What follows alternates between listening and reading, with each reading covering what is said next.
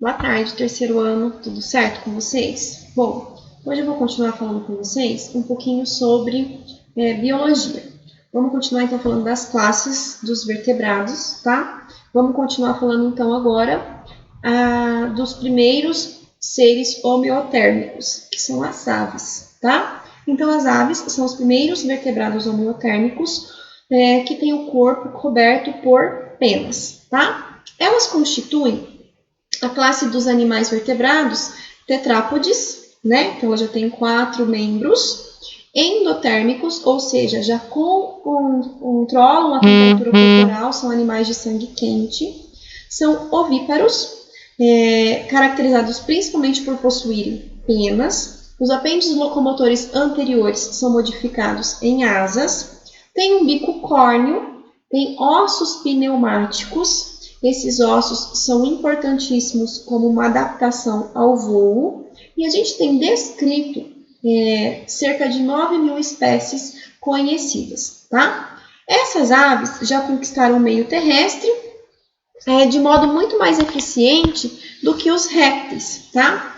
A principal característica que permitiu essa conquista, com certeza, é o controle da temperatura corporal. Isso fez com que eles se adaptassem melhor ao ambiente terrestre. Então, eles já têm essa capacidade de manter a temperatura corporal relativamente constante. A custa do quê? O que faz com que esses seres, então, tenham uma temperatura corporal constante?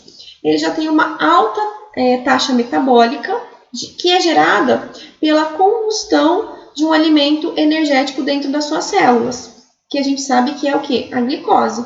Então, graças ao processo de respiração celular, que é o consumo da glicose, junto com o oxigênio dentro das células, que produz bastante ATP, que ele já consegue ter essa homeotermia, tá? Essa característica permitiu às aves, então, e também aos mamíferos, que a gente vai estudar depois, que eles vivessem em qualquer ambiente terrestre. Então, hoje a gente sabe que essa característica é fundamental para a habitação do ambiente terrestre. Inclusive, para poder habitar os ambientes gelados. A gente viu que não tem répteis nos ambientes gelados, né? Então, até chegar nos répteis, não tinha nenhum ser desse grupo dos cordados que habitavam os ambientes gelados. Não tinha nenhum vertebrado ali nos ambientes gelados. As aves são as primeiras. As aves, quanto ao tamanho, é muito variável. Então, elas podem ser minúsculas, como os beija-flores, ou enormes, como é o caso das emas, que é bastante conhecida aqui na nossa região, ou mesmo os avestruz, tá? Todos os pássaros são aves, mas nem todas as aves são pássaros. Isso é importante a gente ter em mente, tá? Que todos os pássaros são aves, mas nem todas as aves são pássaros. Os pássaros estão incluídos na ordem Passeriformes. Então, eles têm uma ordem que é constituída, é a ordem mais rica, né? Tem um número de indivíduos muito grande. E aí a gente tem as aves do tipo pássaro, que são as aves que vai o quê? Voar. Enquanto a maioria das aves são caracterizadas, então, pelo voo, né? As ratitas, quem são as ratitas? São aquelas que têm o voo limitado. Elas não conseguem voar como os pássaros. É uma característica secundária nessas aves, tá? Então, elas foram adquiridas a partir dos seus ancestrais que conseguiam voar. Muitas outras espécies, particularmente as insulares, também perderam essa habilidade e essas espécies também não voam, como é o caso do pinguim. O pinguim ele não voa, né? Ele perdeu essa habilidade de voo, mas ele nada. Então as asinhas dele da frente, elas são modificadas em forminha de nadadeira. Temos também o avestruz, a ema, o kiwi. O kiwi ele já foi extinto. Não, o kiwi ainda não foi extinto, não. Tem uma outra ave que foi extinta, que também não tem a capacidade de voar. É o dodô.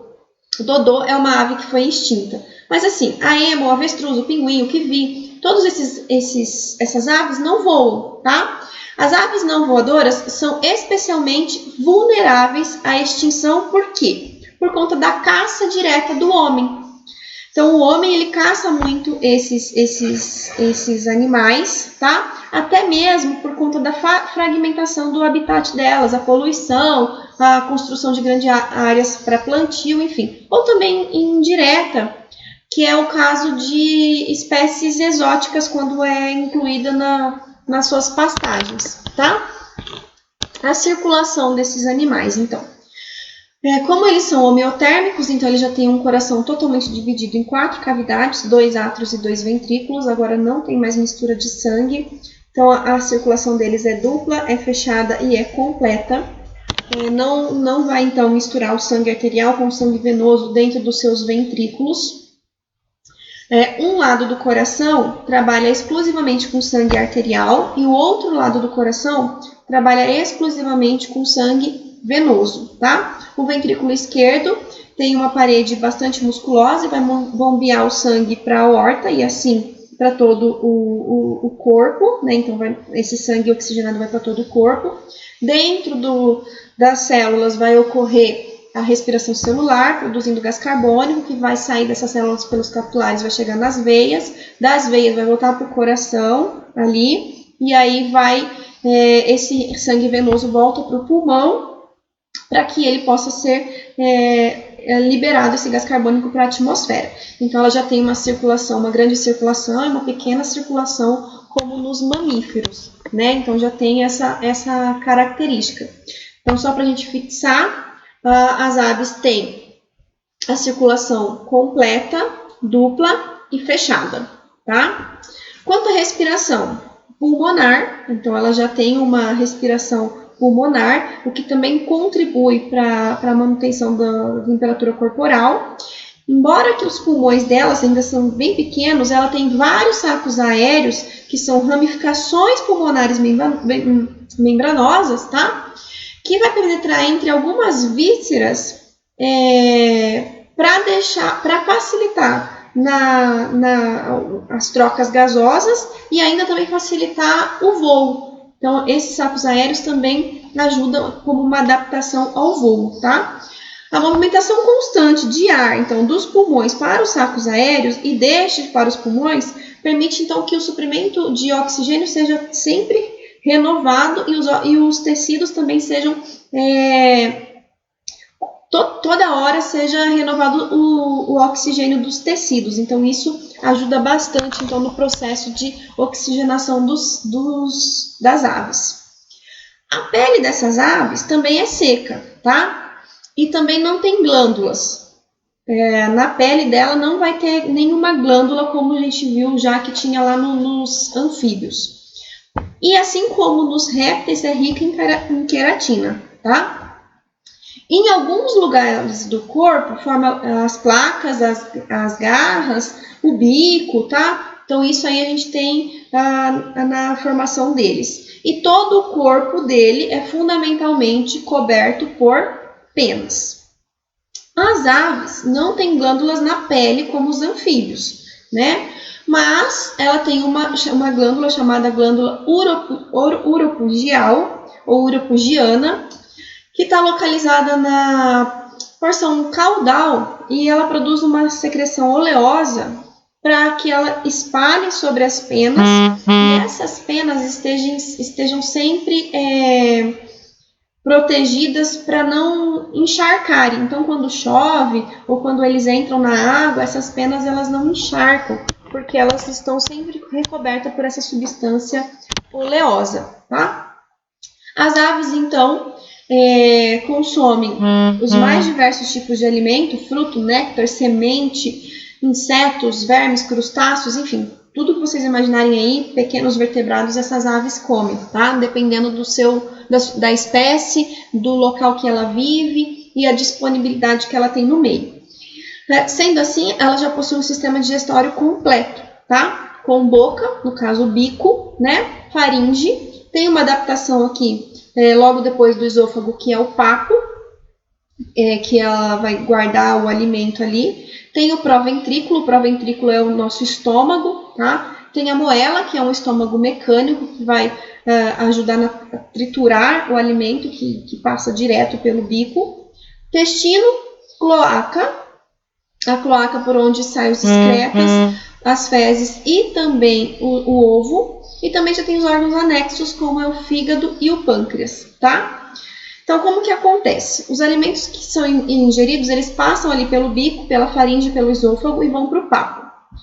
O papo vai armazenar e amolecer esses alimentos. Depois que acontece isso lá no papo, eles vão para o proventrículo, que é o nosso estômago, que vai, como o nosso estômago produz substâncias químicas, tá?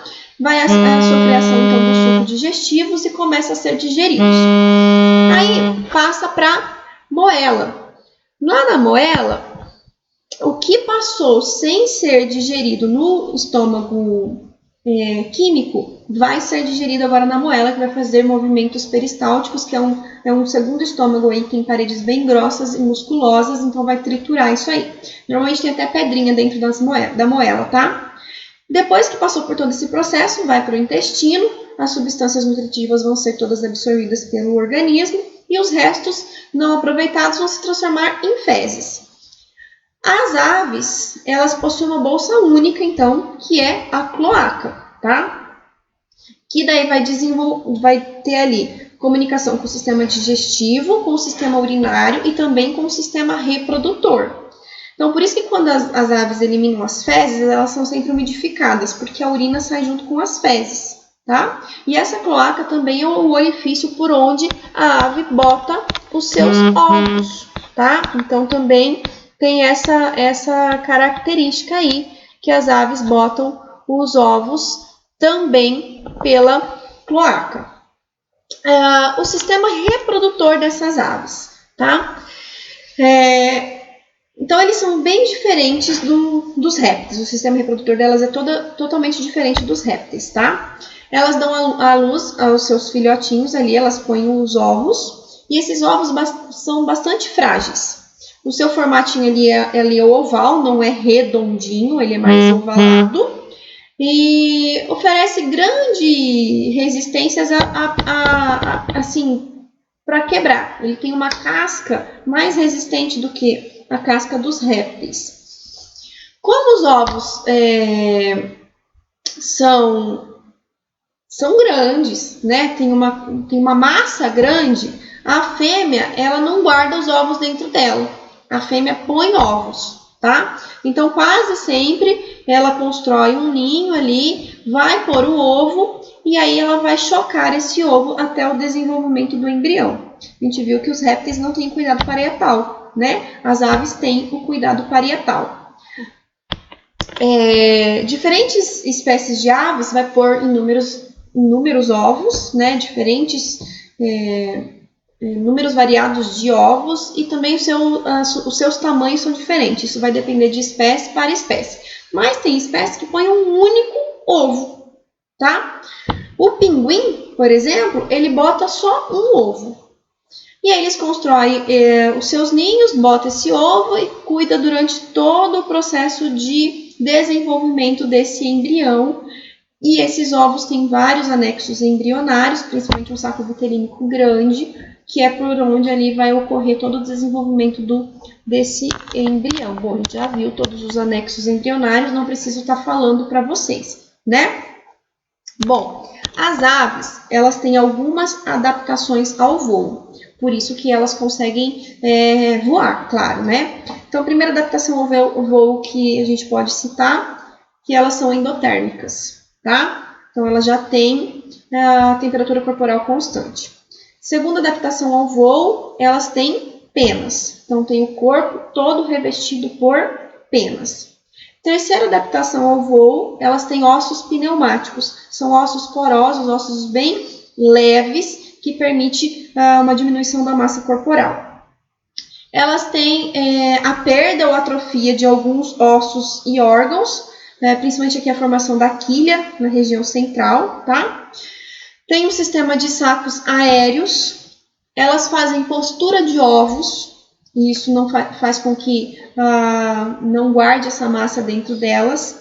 Como eu já disse, ela tem, então, a expansão do osso externo em formato de quilha, que é aquele ossinho da sorte, né? Esse osso, ele vai se prender aos músculos da asa e não tem bexiga urinária, tá? Então, tudo isso aí são adaptações ao voo. Então, esses animais, eles têm essas adaptações. Os ossos pneumáticos também são encontrados em alguns grupos de répteis, tá? Apesar de serem ocos, ou seja, não ser maciço, os ossos das aves são muito resistentes, tá?